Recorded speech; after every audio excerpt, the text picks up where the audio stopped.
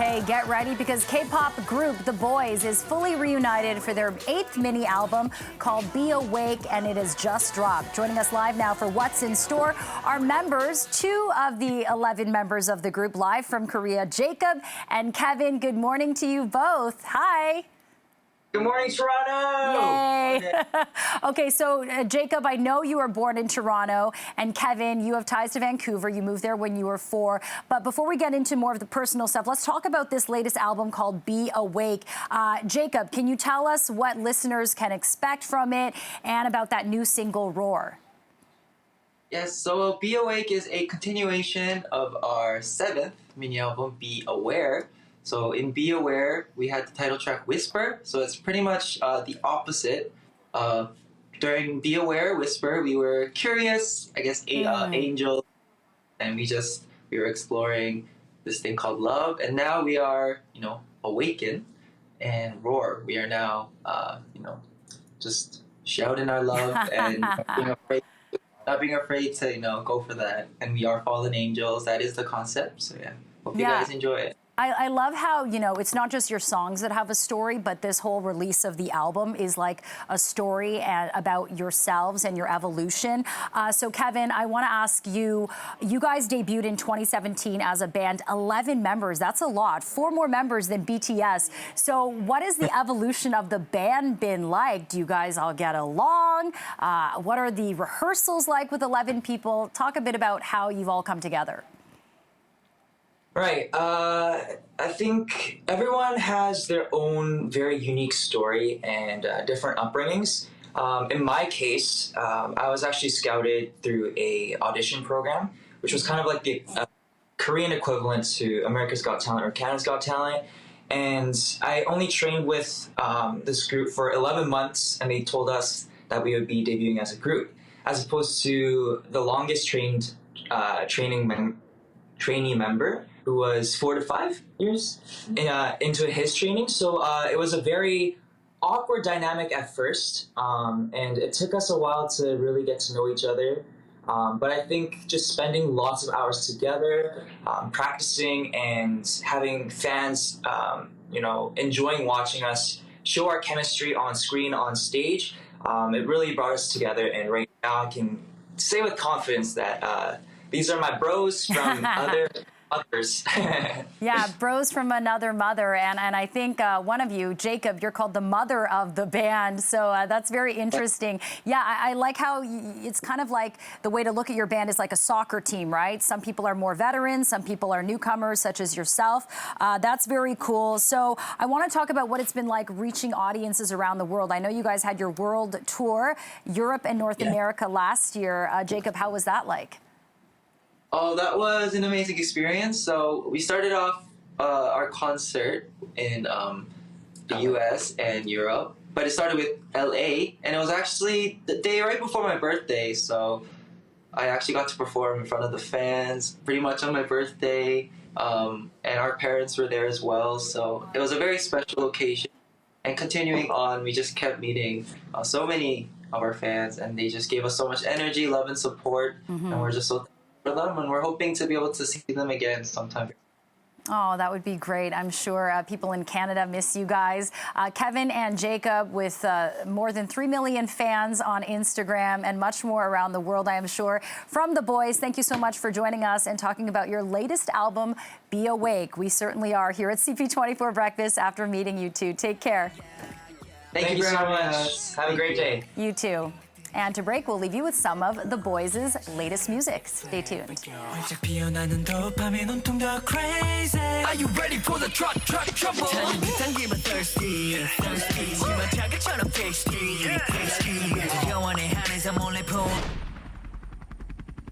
It's been 1 week since you looked at me.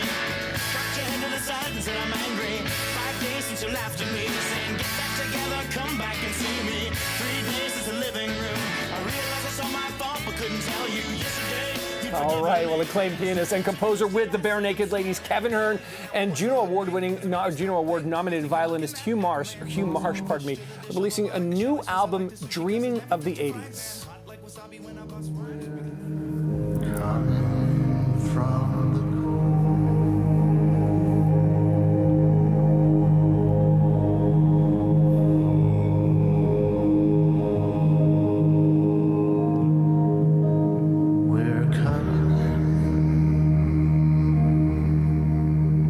Very cool music video. For more on the new collection of classic hits, like Bob Marley's Coming In From the Cold, we're joined live in the studio now by Kevin Hearn. Kevin, great to see you. Great to be with you. You too. Thank you. So congrats on this new album, Dreaming of the 80s. I listened to a few songs, very easy to listen to, psychedelic. You can really hear the strings from Hugh Marsh play into the melodies. What was the inspiration behind this album? Was it just craving for the good old days? During lockdown, I got to going through my old records and rediscovering music that I loved when I was in high school. And I started sort of playing those songs on piano and posting them once a week, just to sort of stay in touch with people and be creative. And then Hugh started coming over and we started doing it together. And so we'd pick 2 songs at a time and record them with our engineer Kenny Long, and it was a bit of a little creative lockdown bubble. And we did that for about a year, and then we had 14 songs. Wow. And the sounds you created, you and Hugh created, Kevin, are just like really, I mean, obviously everyone knows Heaven by Psychedelic Version, or everyone our age certainly knows that song, but just the way you make it sound, it's just got this I don't know how to describe it, sort of ethereal quality. It's just what was it that you brought to it, or how did you come up with that? Like, was that something you'd heard when you'd heard the song before and said, I hear it this way, or how did you come about that? In the case of Heaven, it's that I love the lyrics, I love the melody, and I felt that I could do it justice. So I'd start there with each song, and then Hugh and I like to go to a certain musical place when we play together, very dreamlike. Yes. Yeah, dreamlike. And so there were some songs that wouldn't work, so we'd turn them down and find the ones that worked. Yeah, and speaking of dreamlike, the album cover, the LP cover, features your father, who's now in his 80s, Yes. dreaming of the 80s, and there's a story about the quilt. Can you tell us about that? Sure. If you see ghosted behind my dad there's a photo that I took in 1981 of my dad, and he's sleeping in a quilt that my mother made. Aww. And so I asked my mom if she still had that quilt, and she had it in storage. So we restaged the photo with my father, which is the more prominent image. And so I like to think, is he back in the 80s dreaming of himself in his 80s, or is he now in his 80s dreaming of himself back then?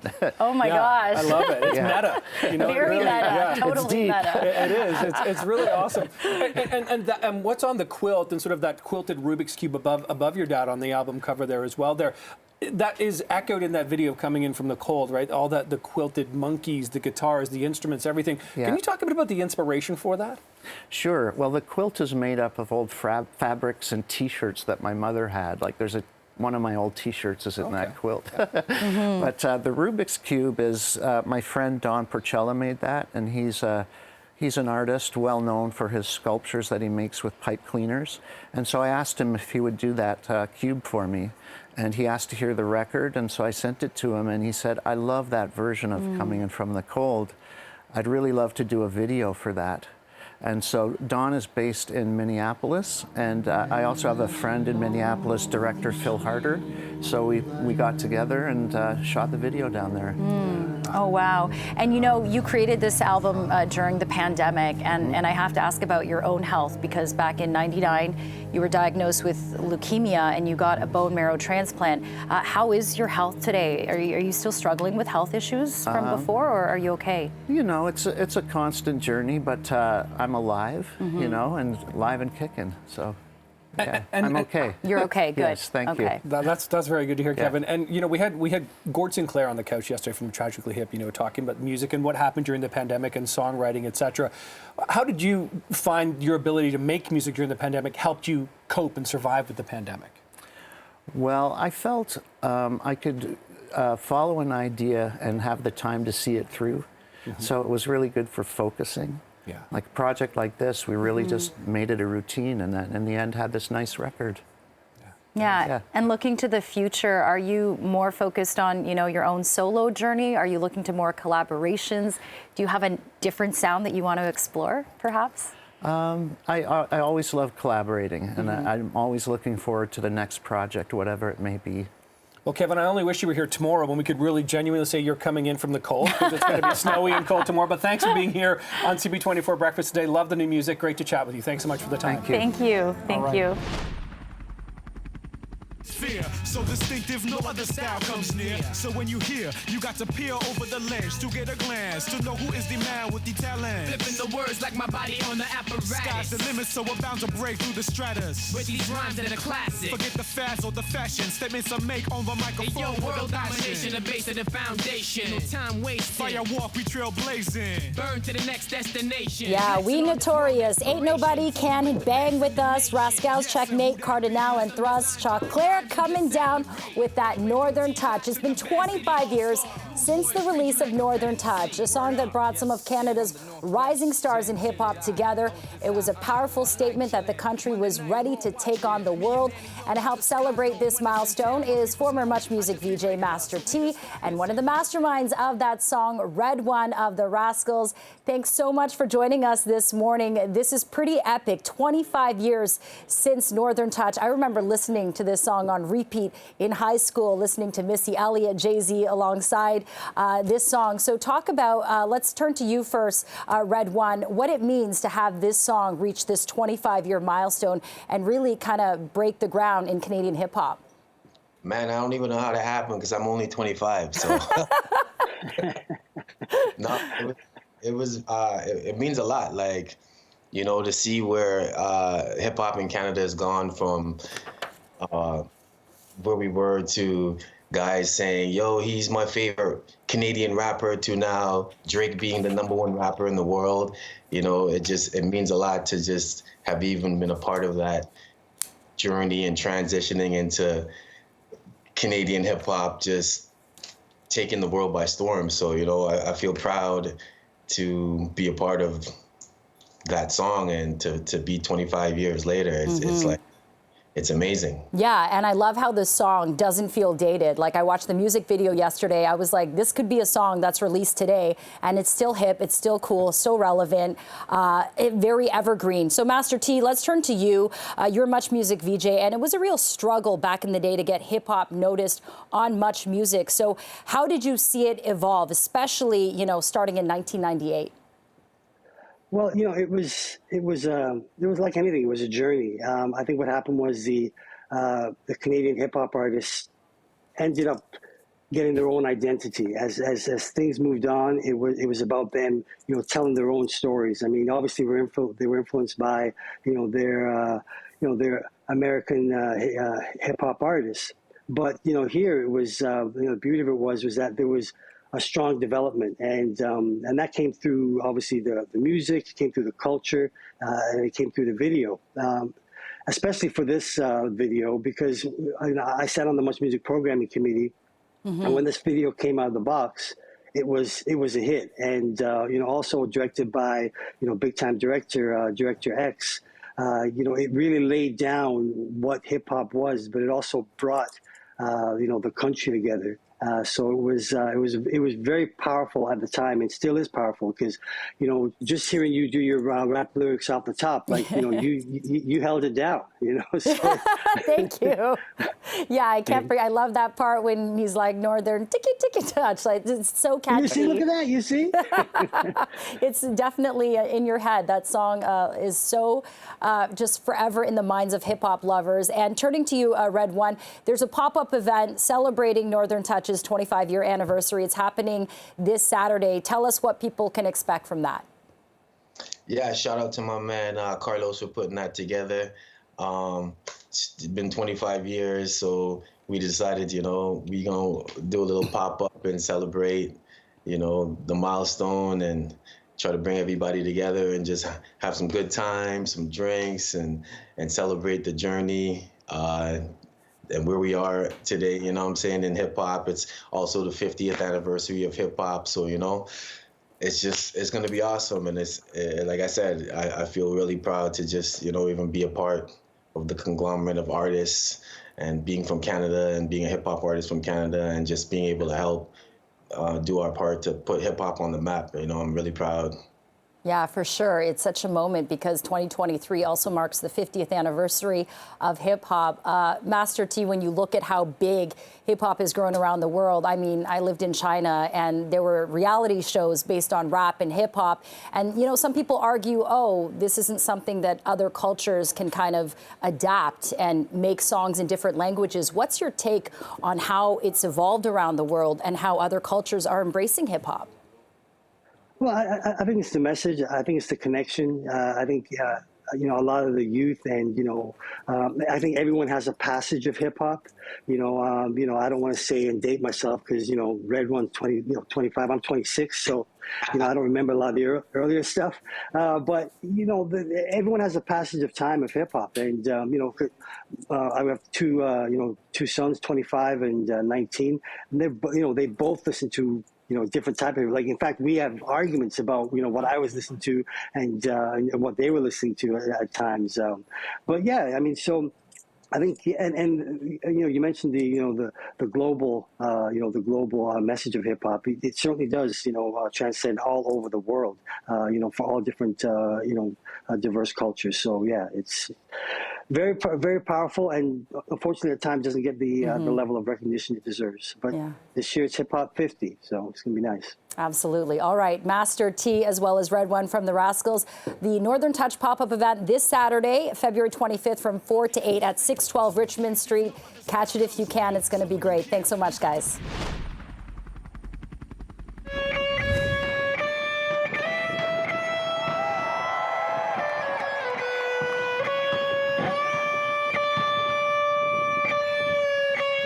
That's 13-year-old Toronto-born and Seattle-based musician Nickel Baga, who's performed at the United States national anthem at the Yankees versus Mariners game last summer. And now, this Sunday, he'll be performing the Canadian national anthem at the Leafs versus Kraken game live in Seattle. Joining us now ahead of his performance is Nickel Baga. I mean, I'm getting goosebumps just hearing you do that.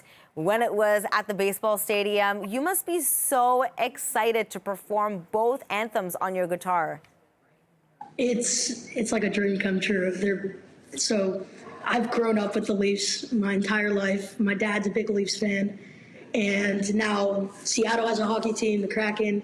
So my two favorite teams get to play, and I get to be there for that. So it's pretty great. How are you preparing for this? Practicing a lot. I'm here at Walt Grace, and they have electric guitars. I'm on vacation right now, actually. But yeah, I'm just practicing. Hopefully I don't screw it up. No, you will not. You will not. You will be amazing. But you said that you have been a fan of the Leafs, but you're based in Seattle. You were born in Toronto, so I have to ask you who you're rooting for. It's a no-lose situation for me. I'm rooting for both teams. Yeah. You are 13 years old. When did you start playing the guitar? So I started playing guitar when I was 9 years old.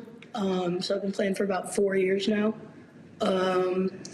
I started with a teacher named Miss Higgins, and she kind of let me have this like creative freedom, and I kind of took it upon myself and started just learning songs, writing songs, and I now have a teacher. His name's Matt Benham, and yeah. What do your friends and family think of this? My friends are really excited. They were with me the last time I played the national anthem.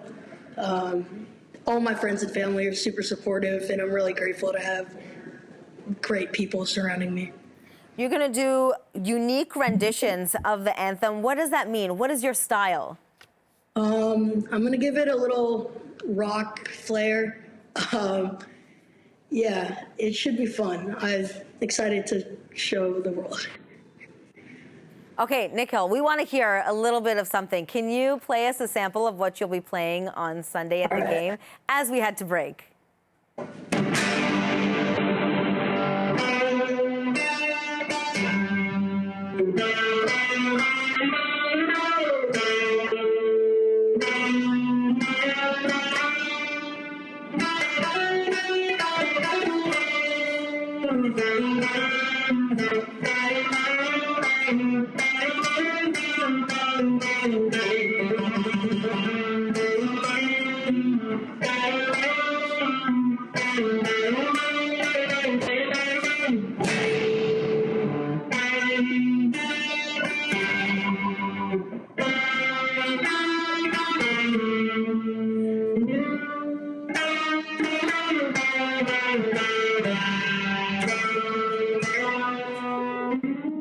Nickel, thank you so much for this. You can hear more of Nickel playing the two national anthems at the game on Sunday, February the 26th.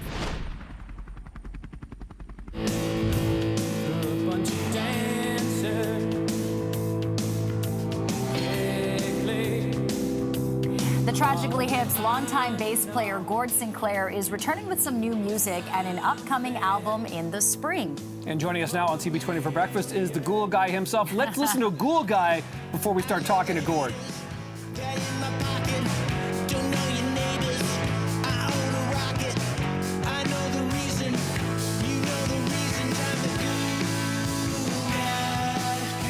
It is. It's really catchy. Yeah, Gord, great to have you here. Thanks so much. Thanks for having me here. So let's talk about Ghoul Guy here, because there's that kind of rockabilly, twangy, hip sound there that obviously it's not lost on you. That's been your influence for so many years. Yeah. But what's it like sort of songwriting now, kind of without the hip, as it were? Well, it's completely changed. We used to write together as a unit, and so you never really finished an idea. You never brought a finished song to the guys, because someone would always add something better to an idea that you brought in. Now I'm back to where we started, where, you know, like most bands, you kind of write a song, bring it to the guys and audition it for them, and it takes a lot longer. I miss writing with the guys so much. I really do. Yeah, and you released, you know, your solo album in 2020 called Taxi Dancers. That's right. And, you know, at that time you said that you were this reluctant solo artist. Do you find that that's still the case today in 2023? Yeah, very, very much so. I mean, I enjoyed a fantastic career with the guys, my brothers, and I miss them all so much. I miss playing with the guys. Obviously, I miss Gord very much. I would give it all back to have him back, and to be still doing it with the hip. We've got a very comfortable routine. You know, we would write a record, tour a record, sit around, write a record, tour, and it was great for 30-some odd years. But again, you have to keep going. You know, I know Gord would have wanted all of us to keep writing and keep working and stuff. So here I am. I mean, it's clearly the music rattles around your brain and in your fingers, right? You're a bass player, so this is the kind of thing. I wonder, now that you're sort of the front man, what you kind of took and have taken from your experience being behind Gord all those years, and what you've taken from him, and bring that to, you know, your new. Well, certainly, I mean, working with one of the best lyricists ever in the business, there's a very high bar. So I spent a lot of time working on that, trying to have the songs have some resonance, have some meaning, and give you something to actually think about while you're listening. You know, and to me, that's a really important component. Certainly makes me appreciate what Gord did all those years. I loved standing back by Johnny, by the drum kit, and watching Gord's rear end. But again, I can't speak to what he did, his ability to actually lead an audience, you know, and bring them along into the show. You know, so it's a real special talent, and I'm picking my way slowly through. Right. Yeah, you say that a lot of your work these days is really kind of paying tribute to the inspiration he inspired upon you, because he was always creating. But I want to talk about your upcoming album and this new single, Ghoul Guy. You say that it took you 3-day sessions to complete. Well, what exactly does that mean? Well, I wrote the record during the pandemic. I was locked down like everybody else, and I was fortunate to, you know, be a songwriter. That became my sort of journal, my day-to-day kind of thing. And sometimes were great, sometimes were really frustrating. So what I really wanted to capture was really what we used to do in the early days of the hip. And set up, play live, get it down really, really quick, guerrilla style, different versions of the same song, and you pick the best version and go. I was really fortunate to work with a dear old friend of mine, James McKenty, who played guitar and recorded, produced the record, and drummer Jeff Hallischuk, and we just set up in our house, you know, with a remote studio and blasted through the songs. You know, very old school, but again, it's music is about performance and capturing that emotion of a performance. And that's what translates, I think, on the radio or on TV or particularly live. Well, I'm sure we'll be hearing a lot of the Ghoul Guy on the radio, coming up. Gord Sinclair, thanks so much for being here this morning to talk about your new music. Really been great to have you on here. Thank you so much. Okay. Yeah.